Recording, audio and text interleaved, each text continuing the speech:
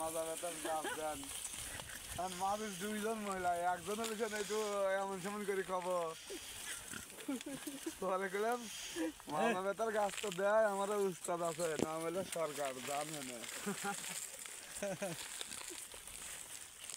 মাজা ব্যথার গাছ দেয় উস্তাদের নাম করে দিলি